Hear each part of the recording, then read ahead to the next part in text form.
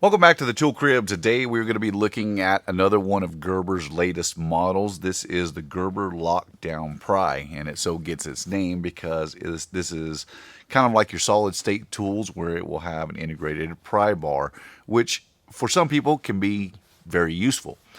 Now, this particular tool, let's go through the specs of this guy real quick. So first of all, it measures in at 4 3/16 of an inch in overall length. It's 1 1/16 of an inch wide, and then the thickness on this one is 5/8 of an inch. Now that's going to translate to 106 millimeters, 27 millimeters wide, and roughly 16 millimeters thick. The weight on this one is a little bit more than its counterpart, the Gerber Lockdown Drive. This one's going to come in at 170 grams, or roughly 6 ounces. I've been getting a little bit of variation, 5.99 to 6.02, but we're just going to call it 6 ounces even. Now that's almost a full ounce heavier than what the Gerber Lockdown Drive was. Now this one has a couple of things that I actually kind of like over the other model, and we're going to get into all of those as well as a lot of the dislikes that I have about this particular tool as well. So one of the first things that jumped out to me with this particular multi-tool was the color scheme, and it's something that I really like. They're using a dark charcoal gray finish with black oxide tooling, and I think that's a really good contrasting colors. I think it's an attractive color combination. It's something that I personally like. And there's several other things about this particular tool that I like in comparison to the Gerber the Gerber Lockdown Drive.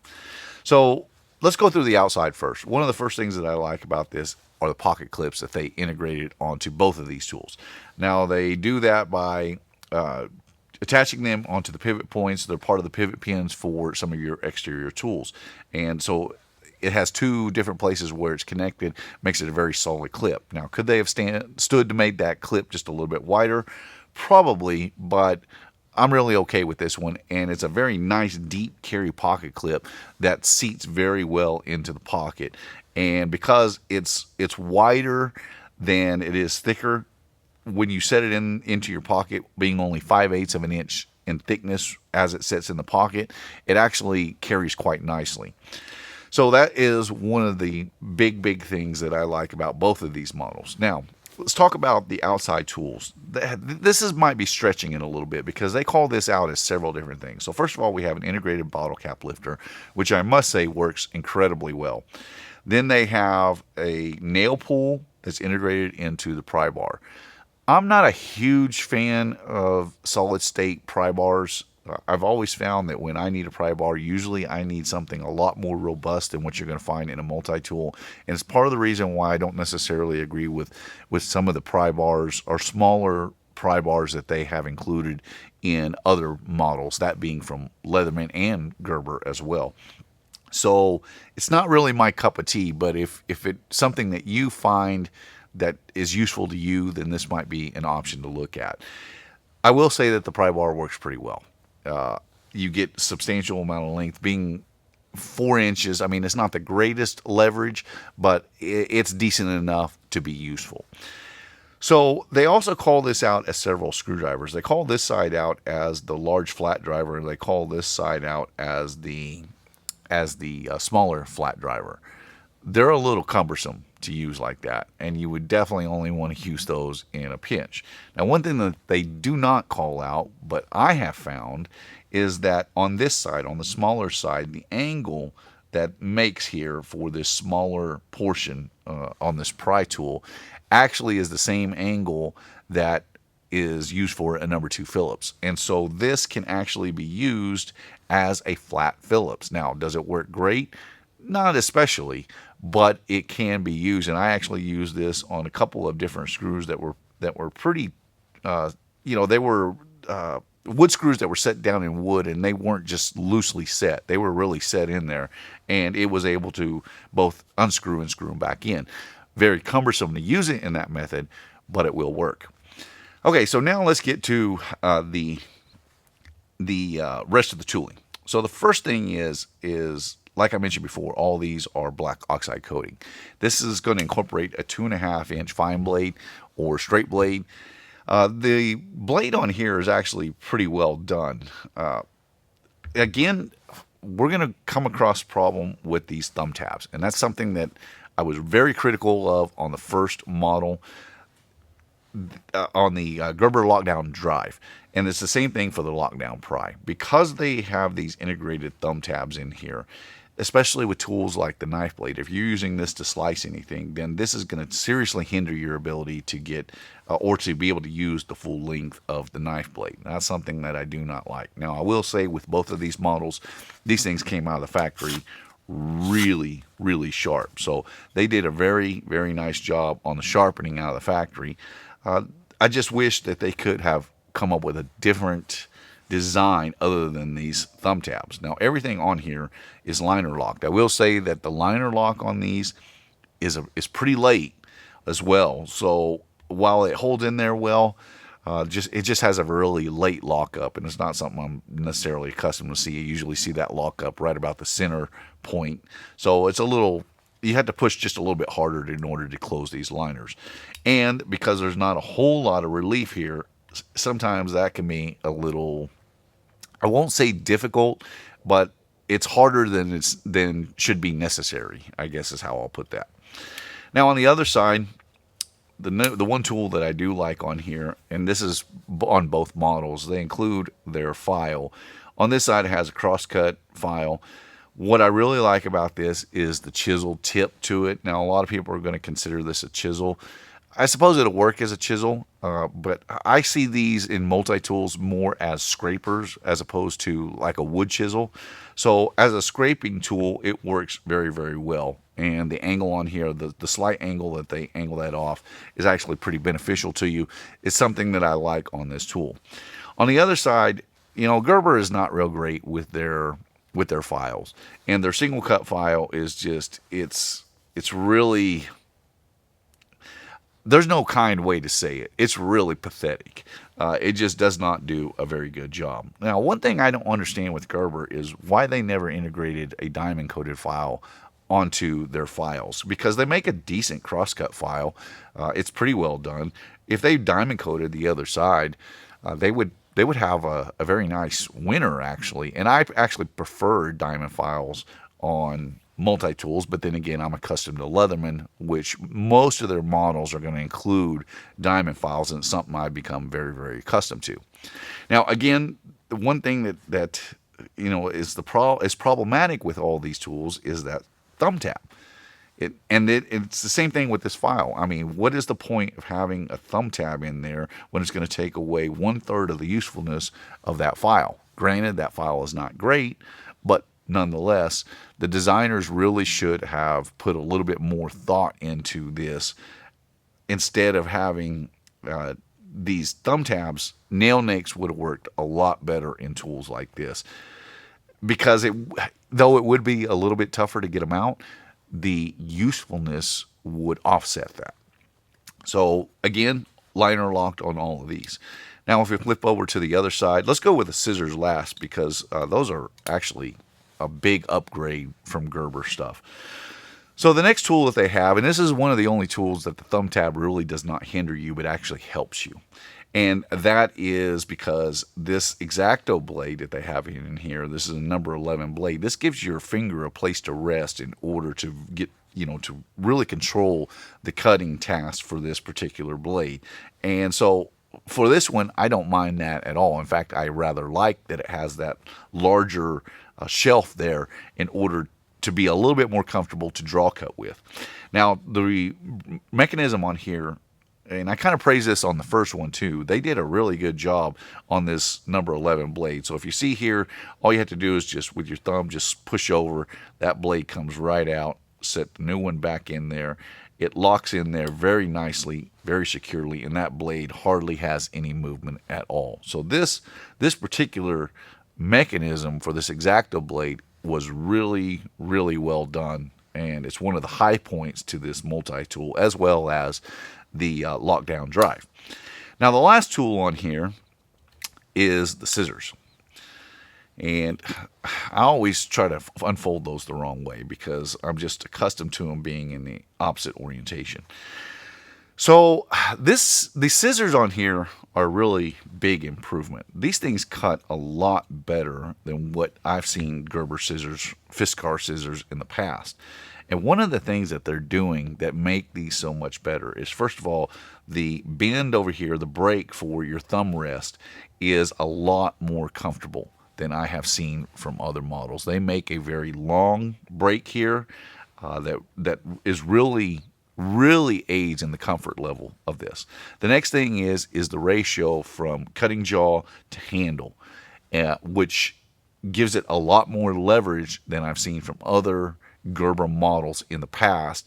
And so these scissors are a huge upgrade. Now, that being said, I still don't necessarily care for these scissors that much because you are limited to what you can cut simply by the length of the jaws. And I'm going to highlight that, show you a little bit more about what I'm talking about. So I've got a few models of Gerbers here that include scissors. The first one is going to be the newest one, the armbar pry.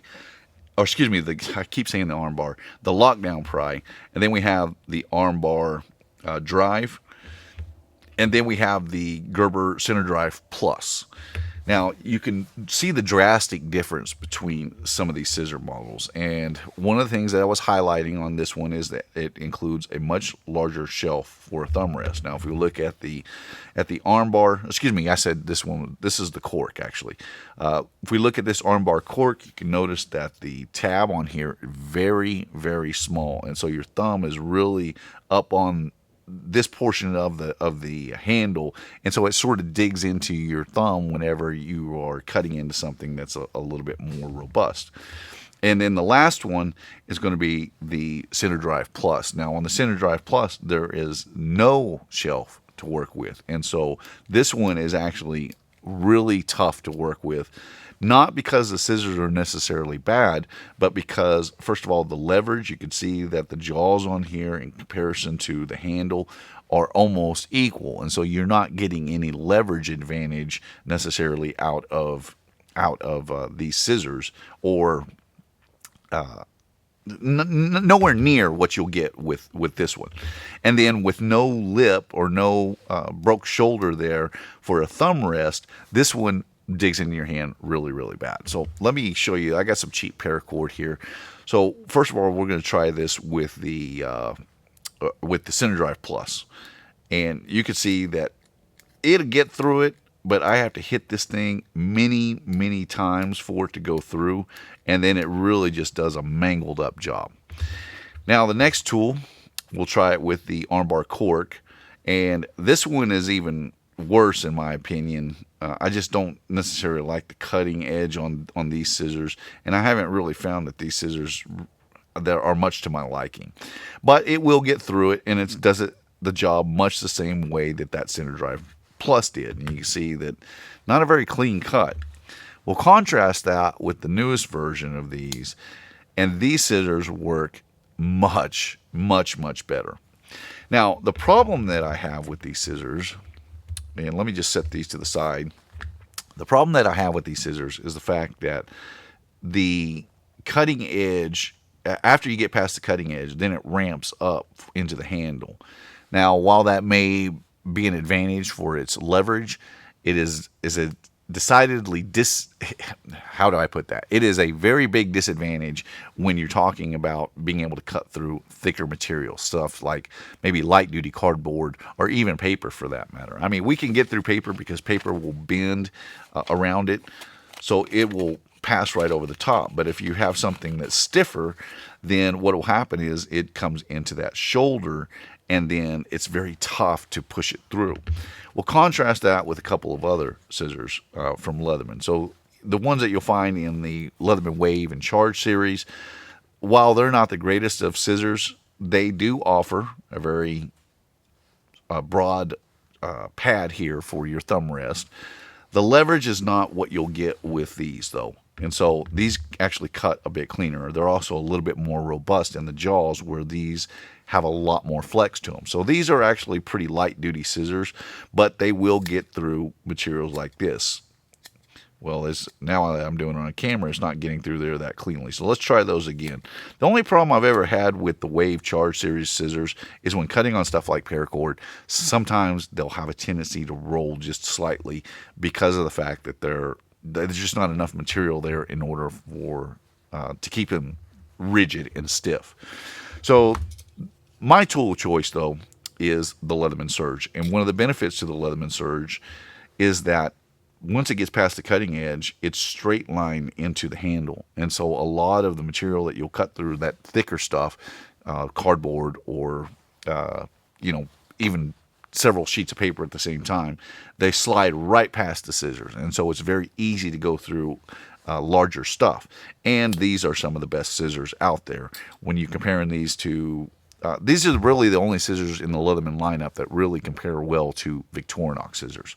So while these scissors on this armbar, I keep doing that, on this Lockdown Pry are very, very sharp and very good.